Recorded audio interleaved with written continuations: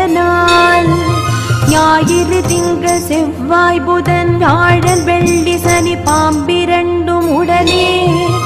ஆசரு நல்ல நல்ல அவை நல்ல நல்ல அடியார் அவர்க்கு மிகவே